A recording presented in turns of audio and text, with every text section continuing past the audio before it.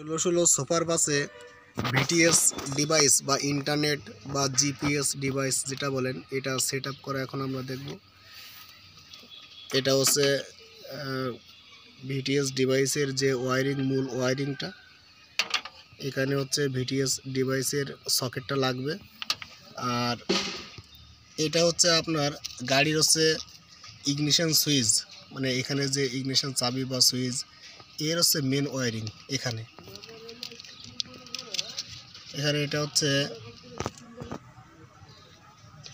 হচ্ছে মেন কেবল, তাই তো। এটা হচ্ছে মেন কেবল, পাওয়ার কেবল। এটা কিসের? এটা হচ্ছে চাবি অন সুইচ।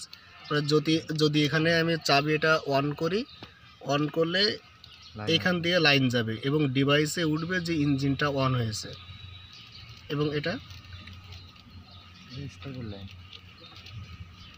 Main line.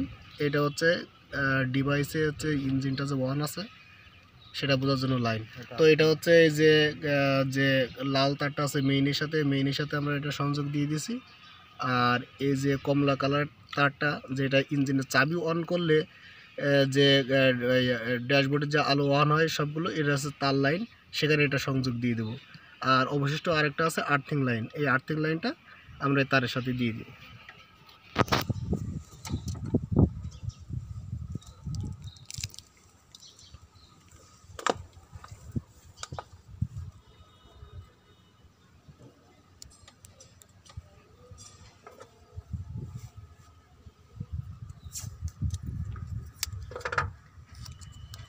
সুন্দর করে টেপ দিয়ে এটা যেখানে জয়েন করা হয়েছে এই জায়গাটা বন্ধ করে দিতে হবে। মানে এটা খুবই সেন্সিটিভ একটা জায়গা, যদি কখনো বডির সাথে লেগে যায় তো ফায়ারিং হবে, ওয়ারিং জ্বলে যাওয়ার ভয় আছে।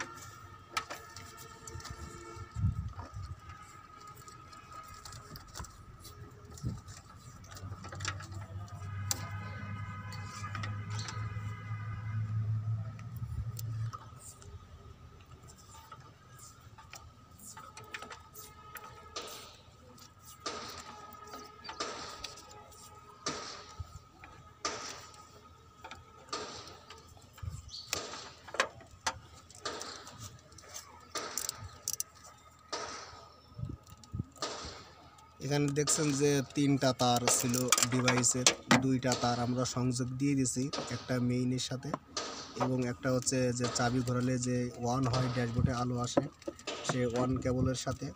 আর অবশিষ্ট আরেকটা আছে হচ্ছে আপনার যে আর্থিং কালো তার। তো আমরা এটা এই ড্যাশবোর্ডের লাইন বা গাড়ির যে কোনো কালো তারের সাথে আর্থিং লাইন দিয়ে দিব, তাহলে আমাদের ওয়ারিংটা কমপ্লিট হয়ে গেল।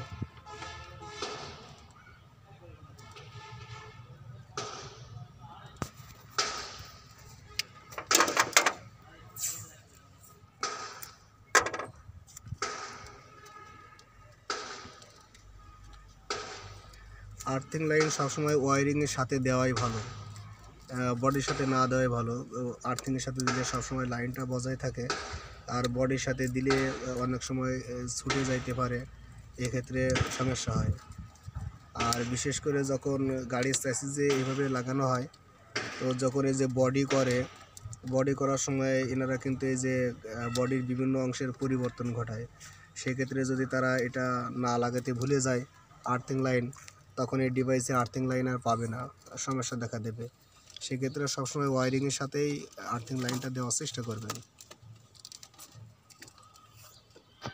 দেখুন এখানে সুন্দর করে ওয়ারিং করে টেপ করা হয়েছে।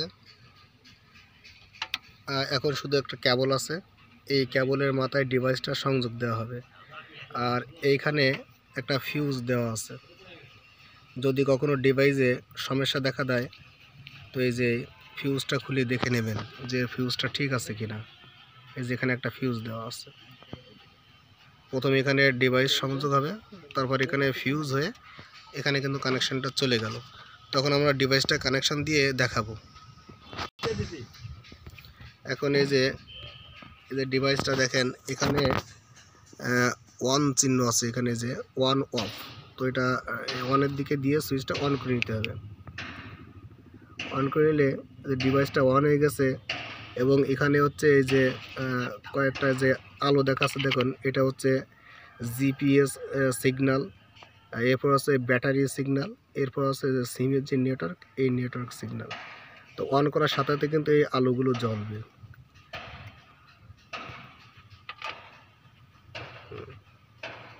এখন এখানে দেখুন যে ডিভাইসের সাথে যে একটা কেবল দেওয়া আছে, এর মাথায় পিন সিস্টেম, আর আমরা যে কেবলটা লাগালাম তার পিন সিস্টেম এখানে যে সংযোগ দিতে হবে। ডিভাইসের সংযোগ দেওয়া হয়ে গেল। এখন এই ডিভাইসটা যে কোনো অংশে, এখানে যে কোনো অংশে টাই ক্লিপ দিয়ে লক দিয়ে রাখা হবে, এই যে এভাবে। আর এই ডিভাইসটা কিন্তু আপনারা মোবাইলে সফটওয়্যার দিয়ে, কম্পিউটার সফটওয়্যার দিয়ে অপারেট করতে পারবেন। এর যে কার্যগুলো আছে এগুলো অপারেশন পরিচালনা করতে পারবেন। সেক্ষেত্রে যে আপনাদের ডিভাইস লাগাই দিবে গাড়িতে, তার কাছ থেকে এর আইডি এবং পাসওয়ার্ডটা আপনারা নিয়ে নেবেন। নিয়ে নিলে কিন্তু তারপরে গুগল প্লে স্টোর থেকে সফটওয়্যার ডাউনলোড দিয়ে আপনারা এই যে গাড়িটা কোথায় আছে, কত কিলোমিটার বেগে চলছে, গাড়িটা অন আছে নাকি অফ আছে, সমস্ত সামারি ডিটেলস সেটা 1 বছর বা 2 বছর পরে যে কোনো সময় আপনারা যে কোনো স্থান থেকে দেখতে পারবেন। এমনকি আপনারা যদি একটা দিয়ে দেন, এরিয়া দিয়ে দেন যে আমার গাড়িটা এর বাইরে যাইতে পারবে না, এর মানে location Google map set up করে দেন যে শুধু আমার গাড়িটা এই যে মনে করেন যে ঢাকা থেকে কুমিল্লা বা বরিশাল চলাচল করবে, এর বাইরে যাবে না, এরকম সেট আপ দিয়ে দিলে গাড়িটা যদি কখনও ঢাকা বা বরিশালের বাইরে চলে যায়, তাহলে আপনাকে কিন্তু মোবাইলে মেসেজ দিয়ে বারবার জানিয়ে দেওয়া হবে যে গাড়িটা অন্যদিকে চলে যাচ্ছে। বা আপনি চাইলে কিন্তু মোবাইল থেকেও গাড়িটা অফ করে দিতে পারবেন, মানে ইঞ্জিন অফ করে দিতে পারবেন, এরকম ফ্যাসিলিটি দেওয়া আছে। এছাড়া ড্রাইভারের সাথে কিন্তু কথা বলা যায় এই ডিভাইসের মাধ্যমে, এমন অনেক ফিচার আছে।